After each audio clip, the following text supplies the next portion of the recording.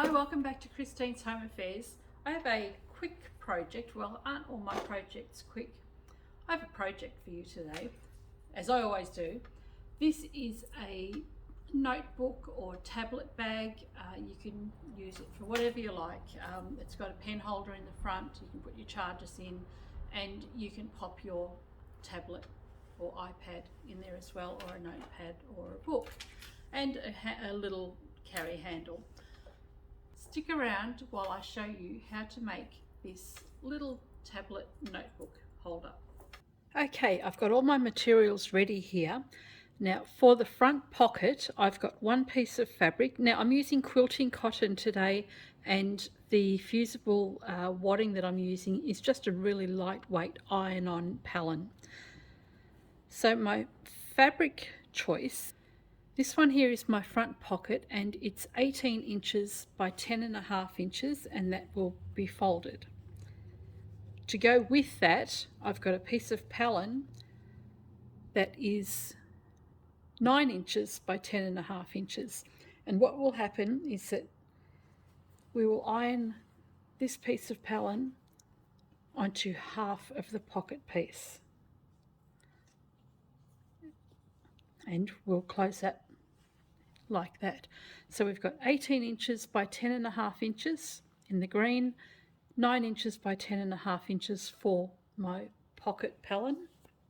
Then I've got, for my main body of the fabric of the bag, two pieces of fabric that are 10.5 inches by 12 inches, and I also have two pieces of lining fabric, so I'm actually using a white lining today, and that is 10.5 inches by 12 inches as well.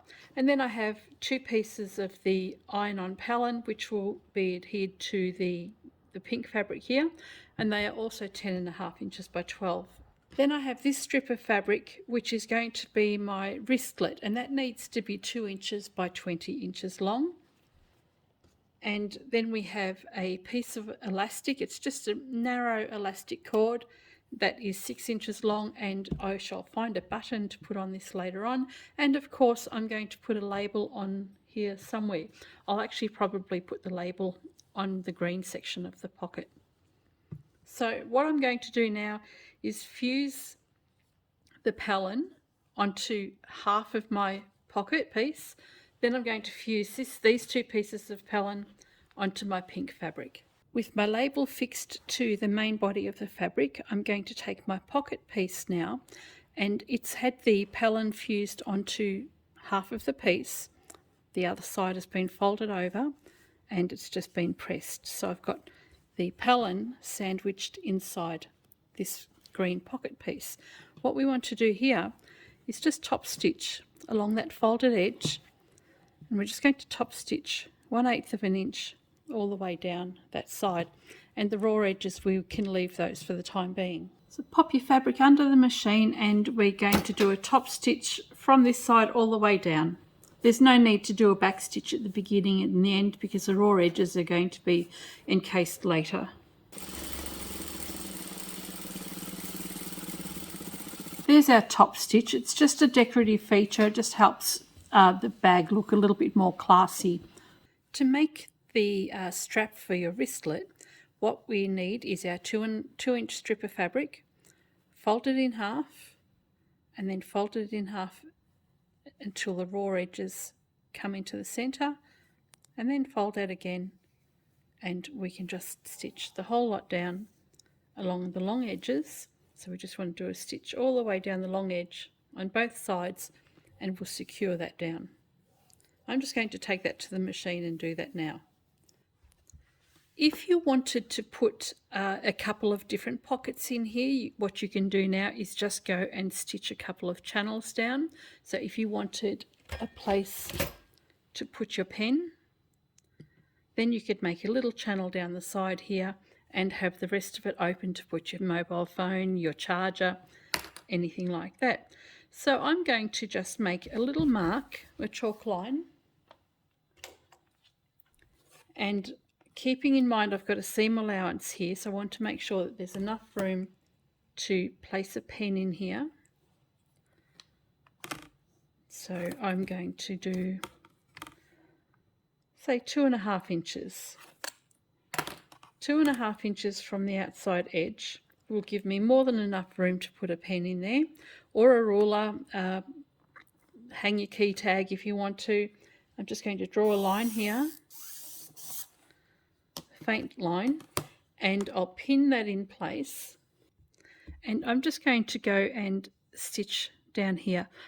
I'm going to do a back stitch at the top because there's going to be a stress point there, so you just want to make sure you stitch a couple of times at the top and then stitch all the way down to the bottom. I've stitched through all the layers of the fabric, so the pocket piece is now attached to the main body, and there's your section just for a little pen if you want to. If you wanted to use this for knitting needles, craft items, you can make as many channels as you like. It's up to yourself. I'm happy with just one section here, maybe to insert some keys and my phone. Grab your other piece. Just make sure your fabric's lined up the same direction, or the direction that you want it to be. And we're going to lay that directly over the top. And we're going to sandwich the pocket in between the main body of the fabric. Then we'll clip all that in place. Now, before we can close up the bag, we need to remember to put our ribbon loop in. So determine whereabouts you'd like to have your wristlet hanging. You know, you might want it coming off on the right hand side, you might want it on the left. It's completely up to you. There's no right or wrong place to put it. But obviously you don't want to put it right at the very top where your seam allowance is. So here's my little 2.5 inch strip of fabric. I'm putting my swivel clip on top, and I'm just going to place it along here. Now you need to make sure it faces the inside of your fabric so that when it turns out later it will actually stick out like that. So pop your loop anywhere you like. Now we can close this up properly, and just make sure you clip the loop layer and your back and front layers together, and your bag's all ready to be stitched together. So I'm going to stitch all the way down the side, along the bottom and up the other side, and leave the top edge open. Your seam allowance is personal choice as well. We're not making a quilt. As long as our seam allowance for the main body of the bag is the same as the lining of the bag, you're not going to get into any trouble. So if you want to have a 1/2 inch seam allowance, have a 1/2 inch seam allowance. If you just want a 1/4 inch, then that's fine too.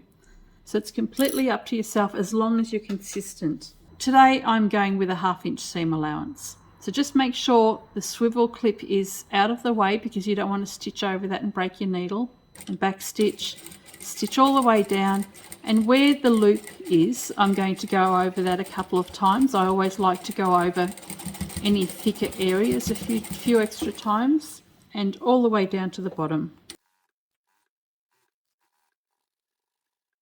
Get to within 1/2 inch. I'm using the 1/2 inch seam allowance, so get to within 1/2 inch, leave your needle down and turn your work around.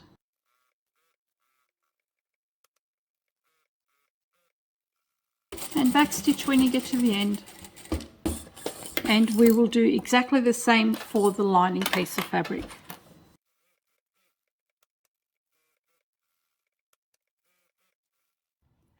Now I've decided that I'd like to have a boxed corner at the bottom of my bag. I've shown you a video previously on boxing corners in bags and the different sizes that you might like to do. I'm only going to have a very, very small boxed corner, but it'll just give enough depth so that it'll actually make the bag a little bit wider this way rather than sitting flat. So I'd like to have just a small amount of depth in the bag. Is it depth or width? I'm not sure. So all I want, if I do 1 inch, if I do a 1 inch box, then I'm going to have 2 inches wide on the side. I don't want that much. I actually really only want it to be about 1 inch wide. So I'm going to measure a 1/2 inch. I've got my seam gauge here, and that's my 1/2 inch mark just there. You position your 1/2 inch mark on the sewn line, and I'm just using a pen for now.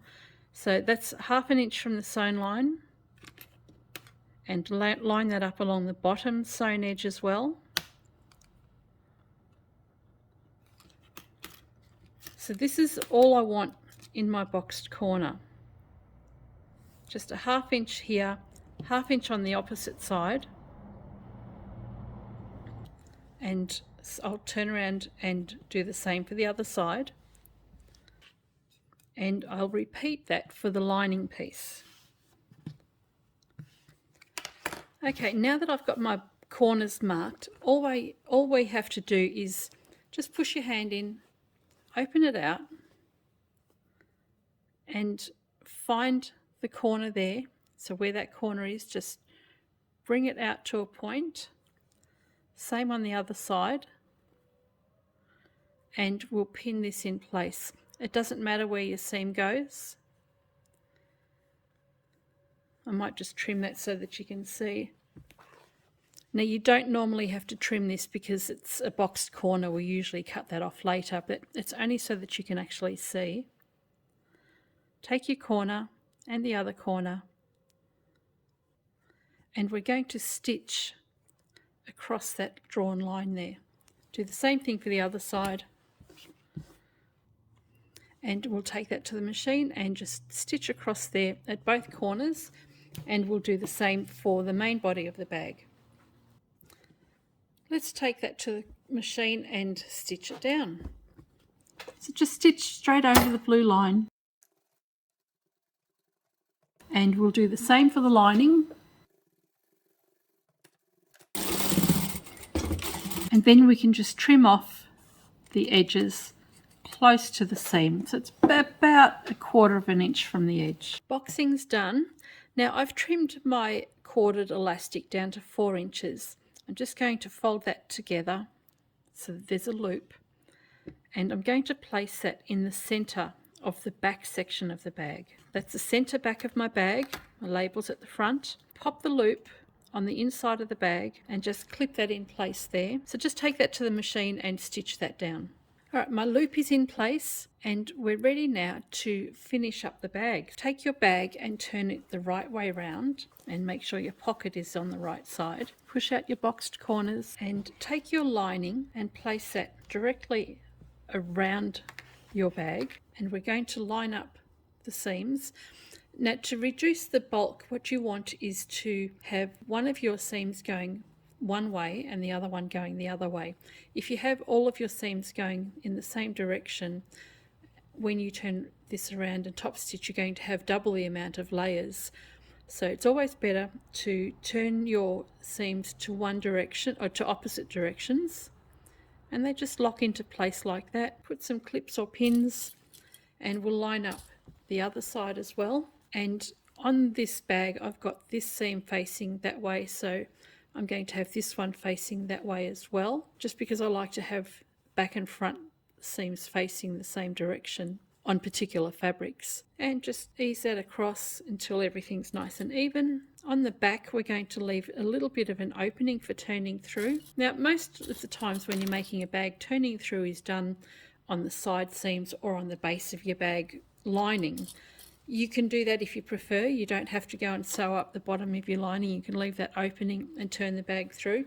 In this instance, I'm actually turning it through from the top. Okay, my bag's ready to be enclosed. I'm going to go where this loop is at the back there. I'm going to go a couple of inches on either side, sew here, do a back stitch, come all the way around, come to the other side of the loop, do a back stitch there, and I'll leave this section open for turning through. So I have the back of my bag here, and just a couple of inches on one side of the loop, I'm going to start sewing with a back stitch, and I'm doing a 1/2 inch seam allowance here. When I come to a seam, just make sure everything's lined up. You want those lining up nicely on the sides, and I'm just going to double stitch over that and continue on.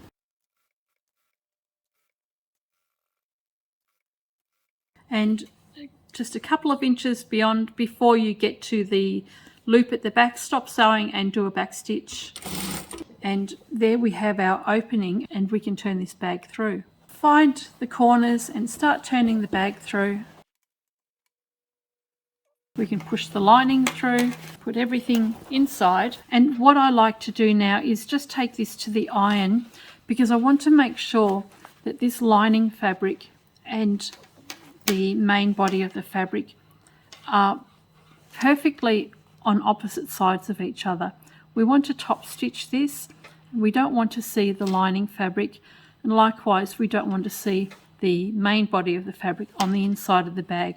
So take this to the iron, press it really well so that you can get the opposing fabrics on their own side, and then we can top stitch this down.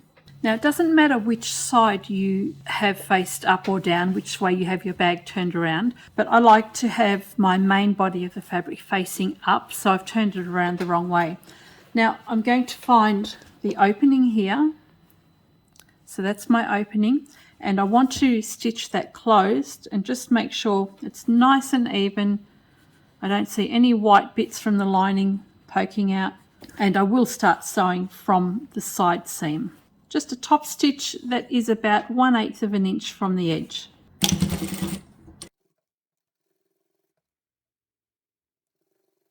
When you come to your ribbon, your elastic loop, you can go over that a couple of times just to secure it a little bit more, and just continue all the way around until you're finished.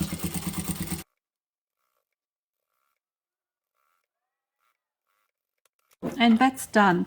I'm just going to take this to the iron and give the whole thing a good press. Now, I have a confession to make. I need a ring to be able to put the wristlet onto the swivel clasp, and I don't have one, so I'm going to improvise and use some eyelets. I haven't done this before without fabric, so I'm going to give it a go. Just going to pop that straight over the top, pretend there's fabric there, and I think I can live with that. So there you go. I didn't have any rings to use for my wristlet, so that's just an eyelet squashed together. Take your eyelet or your ring and your wristlet strap and just pop that through. And we want to loop this close, and I'm just going to overlap that by 1/2 inch and this one over the top, just like that, and stitch that down. Then where I've stitched that down, I'm just going to take the stitched end, hide it underneath the wrong side of my loop, and then I'm just going to stitch straight across here. Once you've finished the bag, all you need to do is pop a button on the top. So I've just put a little toggle over the top here, and the elastic just sits over the top of the toggle to close up the bag. Now here we have our pen holders. So I've got a couple of pens in this section here, and as I said, you can make as many channels as you like. In here though, what I've got is a place for my charger and earphones, and inside we have got the tablet. So this is going to fit the tablet with its cover very, very easily. Just pop that closed, pop the elastic over the top, and the bag's done. And just little tiny boxed corners, just enough to fit the width of a notepad or your tablet, whatever it is you want to put inside. I hope you've enjoyed this video. This pattern is a lot simpler than the other tablet bag that I've just recently done, so it might be really well suited for beginners. And the inspiration for this particular bag came from a young YouTuber. She's very new to YouTube. She's just started her channel. Her name's Andrea, and she's from Andy the Maker. I'll pop a link to her channel in the description box below. But she's agreed to let me copy her bag, and I've just made a couple of modifications to the one that she's got on her page, but she was happy enough for me to do a video on this as well. So I hope you've enjoyed this. Check out Andy's channel. She's young, she's vibrant, she's enthusiastic, and I think she'll go places. There's plenty of room in the bag to store your iPad or your tablet with its case. Room in here for the chargers, even a notebook, your keys, your phone, whatever it is you like to cram into your bag. Let me know what you think. Catch you next time.